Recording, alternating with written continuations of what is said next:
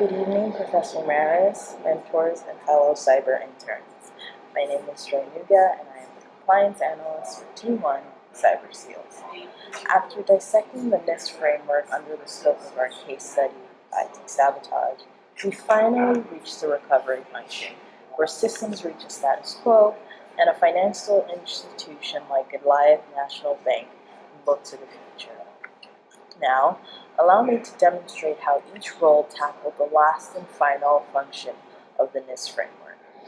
To backtrack, our case study, IT sabotage, involved a contractor hacking into GNB's e-trading system and comprising the infrastructure via malware leveraging. For our IT risk analysts, to ensure the organization's system and data integrity were available after the attack, the IT team developed the following policies and procedures to effectively allow system and data recovery. To make sure the system is fully functional after the attack, we will have a test group log into the system to check how it is now running. If the test group says it is good, we'll open it up for the rest of the organization to use. To make sure data loss in the attack is recovered, we will access our backup files. These backup files will assure the availability and integrity of the lost files and will be backed up on a prioritized manner. To recover from an attack, the company should present the current case as a lesson on what not to do in the future. Having done so, all employees are now required to sign a clearly written policies and procedures statement so that they understand the current and newly written policies.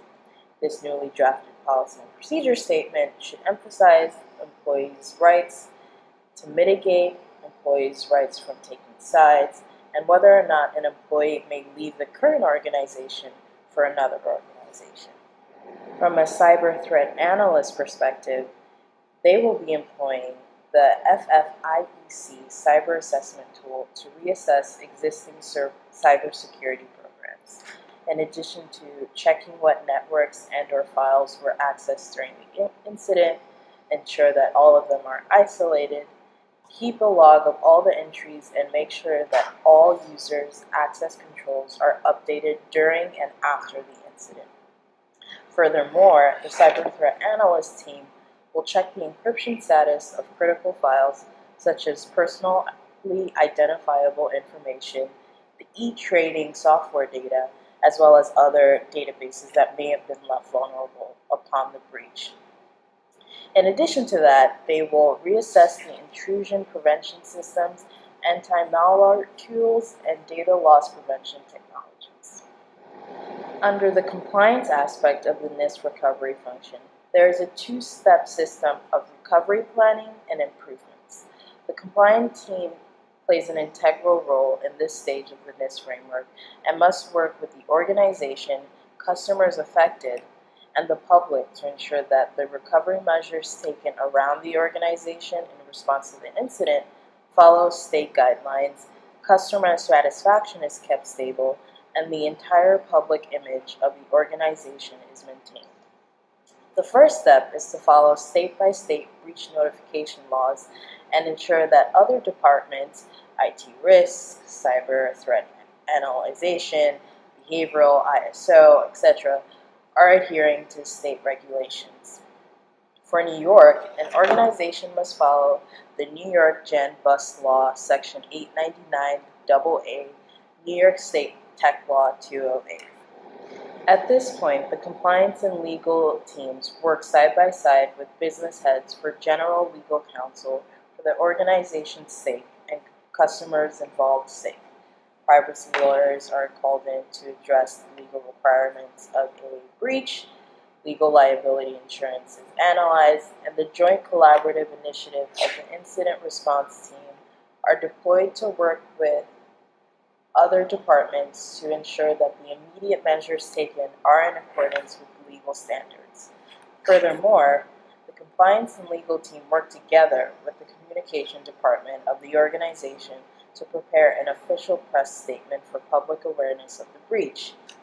No matter how complex or severe scenarios of the breaches may be, the main message of the media-related statements and appearances by the organization's communication team should be that the organization is making diligent strides to return systems to a status quo, and at this point in time, there should be no immediate cause for worry by customers and/or fellow stakeholders. The improvement stage of the recovery function for the compliance team is one of compiling and storing forensic evidence of the case with the ISO department and working with other departments to ensure that the said breach or any of its likeliness will never happen again.